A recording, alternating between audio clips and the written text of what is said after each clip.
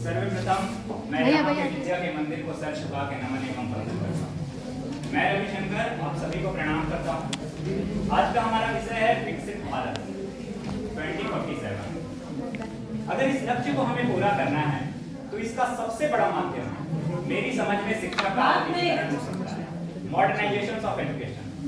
अब जब मैं शिक्षा की आधुनिकीकरण की बात करता हूँ तो मैं बेहतर शिक्षा की बात करता हूँ, कौशल विकास की बात करता हूँ, अनुसंधान एवं नवाचार की बात करता हूँ। और क्यों करता हूँ? अगर आप किसी को शिक्षा देते हो ना तो वो पूरी जिंदगी बेहतर तरीके से गुजार सकता है। महोदय, अगर हम किसी को खाना खिलाते हैं तो वो एक दिन गुजार सकता है, अगर हम किसी को कुछ रुपए देते हैं तो वो कुछ दिन या कुछ महीने गुजार सकता है, लेकिन अगर हम किसी को एक बेहतर शिक्षा देते हैं तो वो उसकी बदौलत अपनी पूरी जिंदगी गुजार सकता है।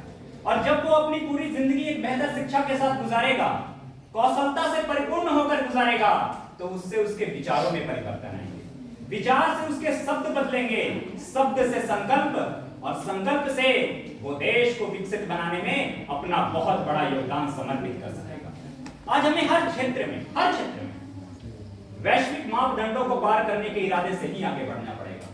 मेरे गांव में मेरा माल सबसे बेहतर हो इससे काम नहीं चलेगा, मेरे राज्य में मेरा उत्पाद सबसे बेहतर हो इससे काम नहीं चलेगा, मेरे देश में मेरा उत्पाद सबसे बेहतर हो इससे काम नहीं चलेगा, दुनिया में मेरा उत्पाद सबसे बेहतरीन होना चाहिए, इस मिजाज से हमें काम करना पड़ेगा।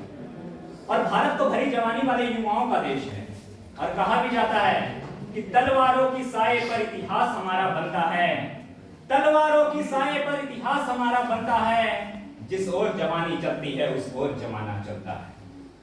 उत्तर से लेकर दक्षिण तक, पूरब से लेकर पश्चिम तक आज भारत की आधारभूत संरचना बदल रही है। दुनिया का सबसे बड़ा सोलर विंड पार्क आज भारत में, दुनिया का सबसे ऊंचा रेल ब्रिज आज भारत में, 10,000 फीट से भी अधिक ऊंचाई पर दुनिया की सबसे लंबी टनल आज भारत में, दुनिया का सबसे बड़ा क्रिकेट स्टेडियम आज भारत में, दुनिया की सबसे ऊंची प्रतिमा आज भारत में। महोदय, आज मैं वक्ता की भूमिका का निर्वहन कर रहा हूं, अपने नायक की भूमिका का निर्वहन कर रहे हैं। यहां बैठे मेरे साथी श्रोता की भूमिका का निर्वहन कर रहे हैं। 140 करोड़ के हिंदुस्तान का प्रत्येक नागरिक जिस दिन अपनी भूमिका को पहचान लेगा और उसका निर्वहन करने लग जाएगा, मेरा राष्ट्र उसी दिन विकसित होने के मार्ग पर प्रशस्त हो जाएगा। जिस दिन इस देश का प्रत्येक बेटा अपनी मां और बहनों की तरह देश की बेटियों को सुरक्षा प्रदान करने लग जाएगा, जिस दिन इस हिंदुस्तान का प्रत्येक शिक्षक अपने सीएल और पीएल से परे होकर अपने अतिरिक्त छुट्टियों के बारे में सोचना बंद कर देगा, जिस दिन इस हिंदुस्तान का प्रत्येक नागरिक स्वदेशी उत्पादों को अपनाने लग जाएगा, जिस दिन यह देश सर्वधर्म एक हो जाएगा, उस दिन हर घर में तिरंगा लहराया जाएगा, आजादी का सच्चा जश्न मनाया जाएगा। और निहितार्थ रूप से महोदय, उस दिन भारत न केवल विकसित बन सकेगा बल्कि विश्व गुरु के मार्ग पर चल पड़ेगा। मुझे कहीं ना कहीं लगता है कि अगर भारत को विकसित बनाना है तो इसमें गुलामी के हर अंश से भी हमें मुक्ति पाना पड़ेगा। आपने देखा होगा हमारे देश में कई प्रतिभावान व्यक्तियों को कभी कभी चुनौतियों का सामना करना पड़ता है, उन्हें भाषाओं के बंधन में बंधना पड़ता है। यह हमारे मानसिक गुलामी को दर्शाता है।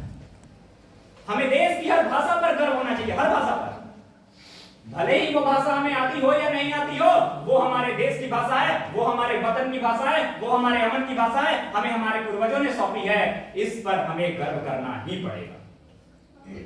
और मैं समझता हूं कि इसमें हमारी नई शिक्षा नीति का काफी अहम योगदान हो सकता है, क्योंकि यह नई शिक्षा नीति जमीनी स्तर से जुड़ी हुई है, स्वरोजगार पर बल देती है। इसके साथ ही साथ हमें अपने विरासत को ही नहीं भूलना पड़ेगा। मुझे कभी कभी चोट पहुंचता है महोदय, जब कुछ चुनिंदा लोगों के लिए विरासत का मतलब परिवार बन जाता है। मुझे चोट तब पहुंचता है जब कुछ चुनिंदा लोगों के लिए विरासत का मतलब परिवार का नाम लग जाता है। पर मुझे लगता है कि मेरे लिए, आपके लिए, आप तमाम बैठे हुए लोगों के लिए अगर विरासत का कुछ मतलब होता होगा तो वो अपने देश की धरोहर से होनी चाहिए, हमारी अपनी संस्कृति से होनी चाहिए, हमारी अपनी आस्था से होनी चाहिए, हमारे अपने मूल्यों से होनी चाहिए। और यह वही संस्कृति है जिस संस्कृति को अपनाकर कोई स्वामी विवेकानंद बन जाते हैं। यह वही आस्था है जिस आस्था के सहारे आप और हम अपने अपने धाम को जाते हैं तो यह वही मूल्य है जिन मूल्यों के उसूलों पर चलकर कोई एपीजे अब्दुल कलाम बन जाते हैं।